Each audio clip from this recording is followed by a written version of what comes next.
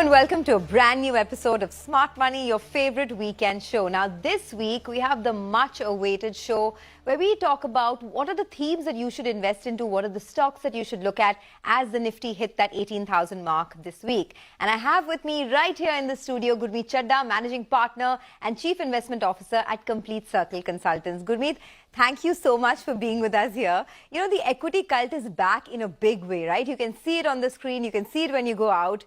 Tell us, how does one approach it? So, Sonia, I think it's good to be on a day when markets fall and discuss, themes and ideas. So we broadly think that, three things on the balance sheet, which we say individual balance sheet, Indians are buying more houses and cars. Corporate balance sheet, they are spending, doing capex. Government balance sheet, they are spending. So the confidence around all three balance sheets are high, which augurs well for few things if you club around them. So I think mobility, home improvement, manufacturing, because India is now recognized and expanding the footprint there, defense, and why we are here Friday evening discussing financialization of savings. So these are the five themes. I think if you bucket it well, there are some interesting long-term ideas there. Okay, I know that viewers are, waiting very keenly to talk about the stocks, but I also want to discuss that big theme, right, which is that corporate profitability to GDP ratio is now at a decadal high of 4.3%. We haven't seen this in a while. Do you think it can only get better from here? And before we start talking about the big themes, what's your view on how much the market could capitalize on that? So you're right. I think the profitability, not only is the profitability better, the health of the balance sheet is better. Look at the deleveraging which has happened in a lot of names, commodity names, energy names, courtesy the cycle we've got. Look at the bank credit growth. I've not seen 15% credit growth for a long, long time, right? And when was the last time you saw Nasdaq down 5% and Indian markets showing a lot of resilience few days back, right? So I think it will reflect, I think the Nifty earnings estimate, if you are still able to a softer growth of 7 versus 8 and nominal at 12, I think Nifty EPS should still be 1,000, which means on a valuation, you're still at 17, 18 times. While we are premium, right? But if you see a 10-year average, it's still 17, 18 times. So we are in the fair zone. We are not in the... So as, if there are earning upgrades and as commodity falls, probably some consumer user companies will come into picture. My sense is there could be selectively some earnings upgrade coming, which can lead to some, further re-rating. Okay, further re-rating likely, there could be earnings upgrade, but let's now talk stocks, right? So with the Nifty at 18,000, what are the big themes to watch out for? That's the big question. You have titled it Digital Compounders, right? So just take us through the big themes and then we'll drill it down to specific stocks. So as I said, I think one big theme we are seeing is this mobility, theme which we call. And this mobility is not just about we buying more vehicles, whether those are PVs or SUVs now. It's also about the fact that how this per capita increase in income is translating into more discretionary consumption. There is some pent-up demand as well. So now we are seeing a few long-term trends in mobility. One is the premiumization. So you want to buy more SUVs now. The mix is changing, and it's reflecting the changing lifestyle there. So you want to, we want to capture the entire ecosystem, which is a movement towards SUVs in the overall mix, within SUVs over electric vehicles as things pan out, and the guys who will provide that ecosystem, the component makers and all. So I think there is probably there are a lot of companies which can really disproportionately grow their market share, and that's where probably the delta will come from. So that mobility is our theme. The second is home improvement, which I was talking about. I think we want bigger spaces. Our 9-year house registrations in India current registrations are 9-year high. Mumbai was an all-time high last month in terms of house registrations. So we are buying more homes. We are, probably bigger homes, better homes, translating into this home improvement theme. Third is manufacturing. I think a lot of Indian companies increasing their footprint in electronics, APIs, chemicals, defense, courtesy what is happening globally. I think everybody wants to be more, self-dependent. And the last one, which has always been my favorite, is growing equity culture and, the financialization of savings, Okay, so all these are the themes, right? Just for the benefit of our viewers, there are 5 big themes that Gurmeet is focusing on. There's mobility, there's the manufacturing theme, there's defense. Of course, we've seen huge wealth creation there already. There's home improvement and financialization of savings. I think this has been a theme since the pandemic that you've spoken about, and it has done very well. Let's start with the first theme, mobility, right? You spoke about how everyone's looking to buy SUVs. the stock that comes to my mind is M&M. I mean, they have a swanky new SUV in the electric vehicle space, the XUV 400. In fact, we have images of that right behind, and it looks pretty. But these are stocks that have already rallied quite a bit. So do you think it's a bit late in the game, or is there still more to go? See, some of the gains obviously are front-loaded. Whenever you're coming out of a 5-year cycle when auto hasn't done well, right? So look at Maruti, Bajaj, M&M. If you see the 5-year returns, they are still pretty. Probably will be single-digit, right? So I think since you spoke about XUV 400, the stock price of M&M are also been. So they launched the model with fun, fast, and fearless. I think that's how the stock has been, right? Very fast and fearless, in the way it has approached. So and I think lots of fun for people who could capitalize on it. Absolutely, and still at about 18 times FY24 earnings. So while we get carried away from 800 to the movement towards 1400-1500, it's still 18 times, about 8 times EV by EBITDA. So reasonably valued. I think there are 4 trends in M&M. One is this, back-to-back successful launches. I think they've done a great job with Thar, with XUV 700, now Scorpio N. Second is the ramp up in production. So from 25,000 units, I think they'll get to about 35,000 with Scorpio and adding another 5, 6, and they're ramping up. Third is their clear market leadership coming in this SUV segment. They've captured the trend well, and now by FY25, they want to be the leader there. And fourth is, re-rating due to the EV. Currently, it's not in the price, but the XUV 400, they want to target the C segment. So Nexon is B segment, and XUV 400 is the C segment, where it's a slightly better range, better features, etc. And I think the tractor segment, which is again the bread and butter, second half should be much better. I think they in fact said that the B and C SUV segment combined has a market of almost 98,000 per month. Absolutely. And they're looking to sort of capitalize on that market. But when you buy an M&M car, right, you obviously there's someone making the tires, there's someone making the wires. So in the auto ancillary space, anything that makes sense to you? Yeah, it's an all-time favorite, which is Uno Minda now, was Minda Industries earlier. I think what I'm impressed is the way they have increased the kit value per car, clear focus on premiumization. If you see their order book, 53% is now EV. So they're EV ready, plus they have a portfolio which is EV agnostic. So, which is alloy wheels, car seats. If airbags tomorrow become compulsory, like 6 airbags, they have 15% market share there. So their bread and butter business, which is switches, castings, lightings, continues to do well. And they add premium products. So airbag, for example, the margin is 25%. Wow. One airbag is like 5,500 bucks. So if they can clock 12,000 crore sale with a bit of improvement in operating margin, I mean, the EBITDA can actually become 2x over the next 2 years. So there's still juice there, despite the stock being probably 15 bagger in the last 5-6 years. Absolutely. Okay, that's the first theme, right? Mobility, in case you missed it. There's M&M and there's Uno Minda that Gurmeet likes. Let's move on to the second theme now, which is manufacturing. And this China plus one. Now, this has been a theme that has worked for a while. From here on, what are the stocks you're looking at? So I think there are plenty, but in the interest of time, we'll discover, few. So one, obviously, is India's play on consumer electronics. I think Dixon is one name which comes to mind, which India's, dominance coming in consumer electronics.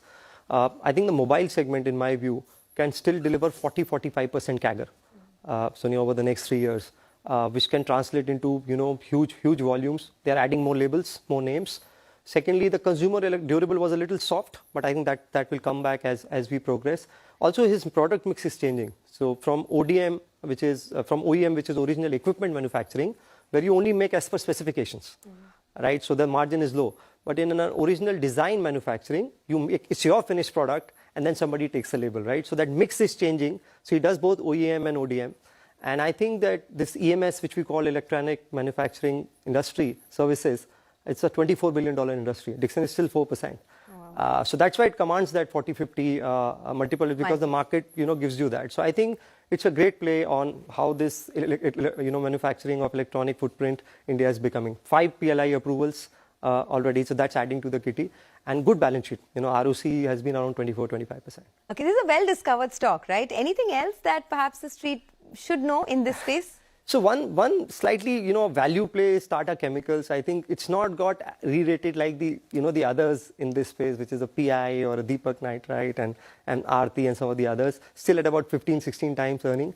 But now, so it's 75% is base chemicals, which is your soda ash. It's the third largest globally on soda ash, sodium bicarbonate, etc. So this is basic chemistry. So this is 75%. 25% is specialty chemicals, right? So specialty chemicals, they are into, agrochemicals, which is through Relis, etc. And then they are getting into the new age chemicals. Soda ash, the prices might remain firm for next 2 years because there's no greenfield expansion coming for next 2 years. Okay. So that could be a big play there. And the mix is changing more towards specialty chemicals there. And they're trying to go more downstream, figure out more values. Also on new, EV-related, battery-related parts. A lot of plans there. And as I said, just 15 times earnings. A lot of value-added products. Absolutely. Okay, well, we need to take a short commercial break, but I know you're itching to find out what the other themes are. Don't go anywhere. We'll be back with Gurmeet in just a bit.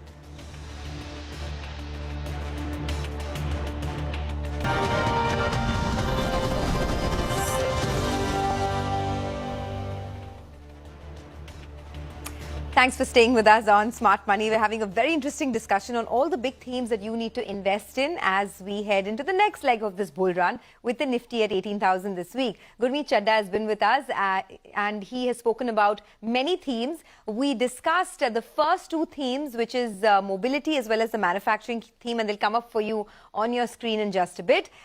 Within that, in case you missed out on the stocks, M&M, Uno Minda are the companies that he discussed. There's also Dixon Tech as well as Tata Chemicals. But let's move to the next hot theme, which is defense, right? Out of nowhere, this theme has come back into action. But there are many of these companies, Gurmeet, that have issues, whether it's promoters selling stake, whether it's balance sheet problems. So just sift the wheat from the chaff for us, which are the companies to look at? So you're right, there's not PSU-dominated themes, and defense orders take 7-8 years to execute. So sometimes we get carried away by the order book, but the cash flow can happen over, there's a milestone payment. So you have to look at the continuity in order book and not just one particular order, because that impact probably will come 5 years, 6 years down the line. So one thing which I have been liking and being lucky in terms of getting early solar industries, it started off as an industrial explosives player, then got into explosive initiating systems. So their base business is doing very well with demand picking up from exports. There's a power shortage. Coal India is their largest client.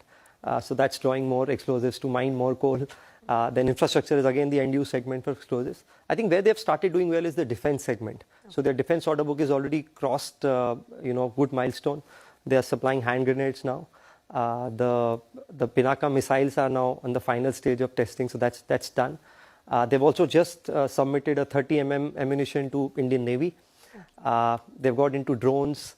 They are working with ISRO on a satellite propellant. So it's a complete new segment they are getting, and there's great guidance on the order book. So defense can probably add 500, 600 crore to the top line. I think you've been bullish on solar industries for now 3-4 years. And it's been what, a 2-3 bagger already or more? Oh, so it's more that. So last 4 years probably will be a 5 bagger. Since inception in 16 years would be, I think, 75, 80 bagger. Wow. So very undiscovered, very little. Yeah. Because what happens is a lot of the business they get in a subsidiary called economic explosives. So people don't know that it's a subsidiary for solar. So defense again is happening on economic explosives. So people are tend to, and little below the radar. FIs have just started, institutional buying has just started probably in 2-3 Any years. red flags here? Because the stock has rallied quite a bit. So expensive, and in between there were, the ownership dispute with the senior and the young, but that's behind, that's way back. So it's completely sorted. There's a second generation which is driving it, and very, very hardworking, and because we meet them very regularly in our site, they have come up with a weapon assessment range where you test weapons, right? Wow. So very high entry barrier. Who will make a weapon or a hand grenade these days if you are a startup, right? You don't want to go, it's a tough job. So very high entry barrier as well. Okay, that's good, right? I mean, investing in companies that have high entry barriers. Any other stocks in this space? So we track HAL, we track Bharat Electronics. There are a few there, HAL in particular. But solar remains the top. That's your top pick in defense. Okay, the next theme, home improvement. This as well is a space that you've liked for a very long time. There are so many ancillary spaces, right? We start with real estate, then there are consumer durables, there's home improvement, there's paint, cement, and you track all of them. Yep. What are the top picks here? So there are 42 sectors linked to home improvement, right? So it in itself is a theme, right? So since an interest of time, we cover Polycap. That's again been an old favorite for some time. I think why I like them is the fact that they're moving towards B2C from B2B. There's premiumization happening. So in cables and wires, they are 24% on market share, and that segment is still 50% unorganized. So the base business will continue to do well. They've guided for 20,000 crores top line now. They're currently at 12,000 crores. So there's a roadmap till FY 25-26 clearly for 25% top line growth. Their fast moving electrical goods segment is now registering 40% CAGR for last 5 years, which is fans, heaters, lighting, etc. So both segments coming together, 29 times. Some of the stocks are much more expensive, Havells, etc. So I think that's a very good balance sheet, good return ratios as well. I've noticed that you pick stocks that are extremely expensive. I mean, I understand that many of these are market leaders and they're doing well, but are there any stocks which look good even from a valuation perspective? Yeah, so as I said, M&M is not expensive. It's at 17 times. I think Polycap relatively in the sector is the least expensive. Okay. Your Havells, etc. Others are like 40, 50. Voltas is very expensive. Paints are like 60, 70 Ps. For some reason, Voltas has not done that well. Yeah. Any reason for that? See, I think their institutional business, which is their engineering, is something which has been very erratic in terms of, and then been affecting their working capital. Then there was COVID disruption. There was working capital issues. On the RAC segment, the AC segment, they seems to be now gaining market share. They're almost 26% now. So if they can get this working capital and improve return ratios a bit, I think should. Okay, so that's the fourth theme. Folks, Polycap in the home improvement space. The last and final theme is financialization of savings. And within that, your top picks have been? So CDSL has been an all-time, favorite. I think we've discussed it multiple times in various interactions. CAMS is another, related thing. So it's the RTA, which is the bookkeeper for mutual funds in simple language. 70% market share, duopoly structure, and top 4 out of 5 AMCs deal with CAMS. And now even the PMS AIF segment have started using CAMS. So there's a 50% share, and more PMSs and AIFs getting launched. They're also now very gung-ho on this aggregator thing, which is what lenders and financial planners will use. So what UPI has done to credit and payments, something can happen if there's a regulatory push there. Insurance depository was soft. With now this e-policies getting issued, probably that will get a leg up. And they are in this payment. So it's like a fintech play, annuity model. You charge on the AUMs. And the AUMs for mutual fund industry are now growing at 15% for last 12, 13 years. I've been tracking this industry. Okay. So very secular play. Yeah. All right. And no red flags here for both these names? No, not really. I mean, it's been in a consolidation. It's corrected a bit, almost like 25, 30% from its peak. Still a little premium to listed AMCs. But that's the reason because it's a duopoly structure, sticky businesses, and it's gaining market share over Karvi. So there are only 2 players in this segment. All right. Well, we have to thank Gurmeet. We could have gone on and on.